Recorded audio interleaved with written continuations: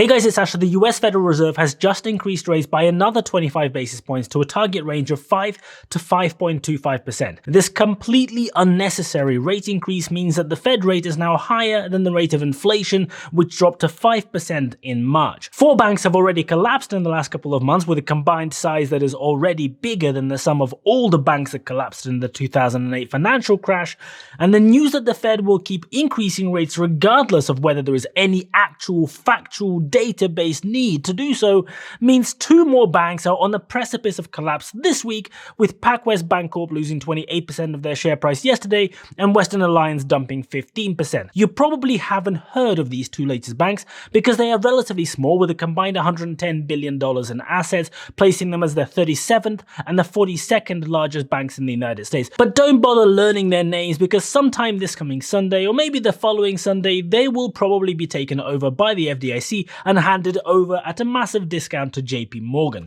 Now, the reasons these banks are collapsing are slightly different to what happened with Silicon Valley and First Republic. You see, Silicon Valley Bank and First Republic specialized in banking with startups and venture capital, which meant that they had a very narrow pool of customers and they didn't do any sort of risk management, because it was way cooler to give Mark Zuckerberg a $6 million loan to buy a home at 1% interest back in 2011 when the going rate was 3 times higher than, I don't know, doing proper due diligence and doing bank things. The average mortgage size of a customer at First Republic Bank before it collapsed was apparently $1.2 million, which is of course exactly the sort of home that a typical startup founder with no money should purchase at 20 years old after dropping out of college. Because running a startup from your parents' garage or being frugal, crazy kind of concept until you have actually made it, is not cool anymore. So of course, as a startup founder, you need to collect some sweet venture capital money to go buy yourself that $1.2 million home.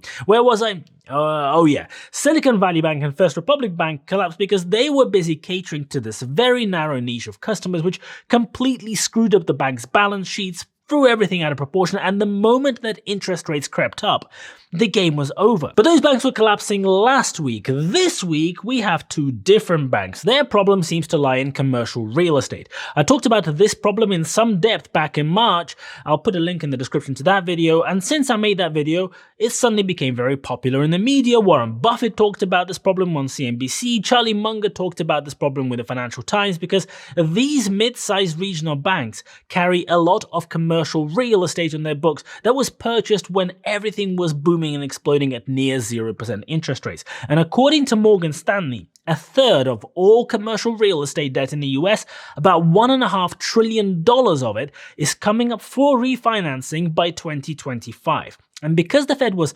sleeping at the wheel in 2021 instead of, doing their actual job, interest rates only started going up in March 2022, letting inflation go all the way over 9% last year.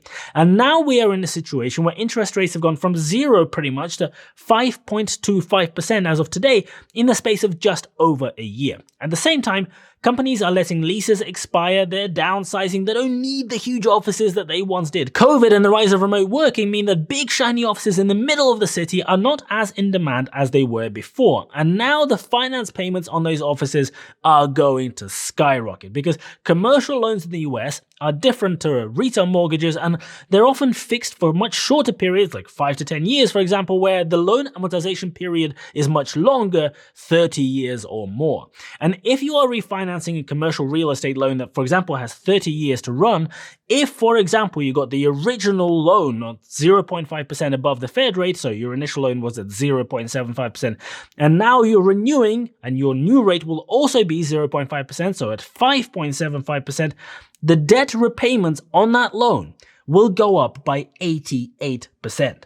So you can see how the Fed sitting there increasing rates is causing investors in these banks to panic. Rightfully so, but these banks are not the only problem. The problem with the Fed is that they are so removed from understanding the lives of regular people, their perception of the world is massively warped. In an interview a few weeks ago, Jerome Powell struggled to remember what his salary was, which is of course completely normal behavior. And this is the guy whose decisions mean that people struggling to make ends meet will have to pay more for their credit. They'll have to pay more for their car loans after this yet another pointless increase. People who are already stretched thin will struggle to put food on the table. All because Jerome Powell looked at the inflation data and said, Well, 5% is still more than 2%, therefore we should keep increasing rates once again until inflation is at 2%. But after this latest increase, we will probably not do any more increases. Why? Why is it the Fed decided to stop now and not 3 months ago before collapsing the banking sector and needlessly screwing people's livelihoods? You know why? Because 4 months ago, Jerome Powell was busy giving speeches right, left and center saying that the Fed will keep increasing rates because it made him sound buff. We're definitely going to do 2 more rate increases. Then inflation data came in and smacked Jerome Powell right in his smug face, with inflation collapsing by a whopping 1% from 6% to 5% in March. And all the projections on all key indicators are showing that they're trending down irrespective of what the Fed does today. So what does the Fed do?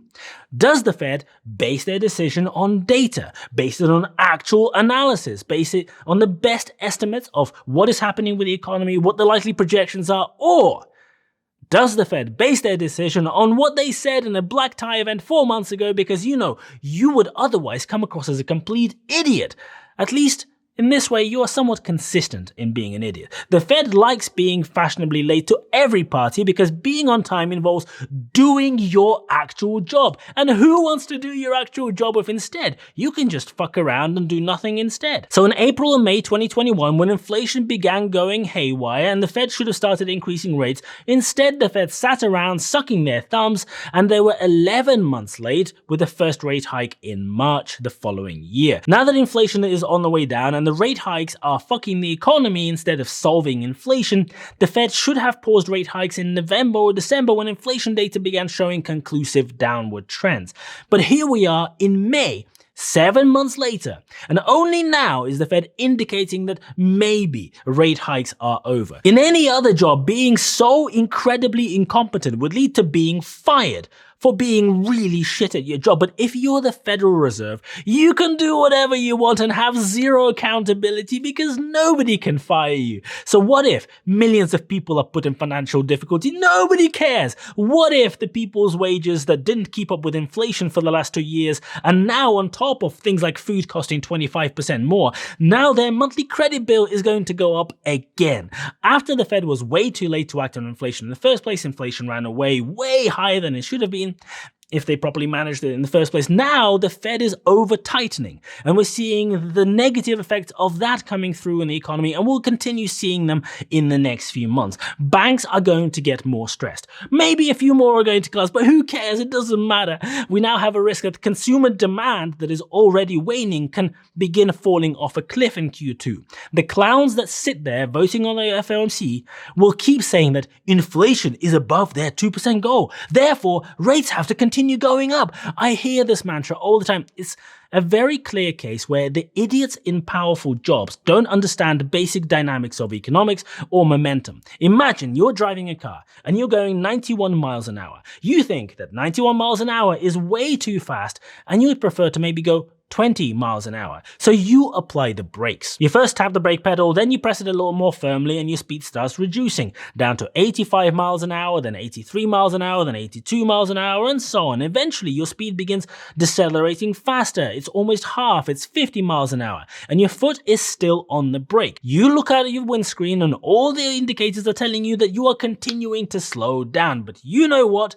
You are going 50 miles an hour and you want to be going 20. So according to the Fed, their mighty wisdom, the correct course of action is to push the brake pedal all the way to the floor, then pull the handbrake while you're at it, because that will slow you down to 20 miles per hour faster. The slight problem with this dimwit strategy is, of course, that you will probably destroy your brakes so that they will completely stop working. You'll probably shred your tires, and the car might flip a few times before coming to rest on its roof and then blow the fuck up.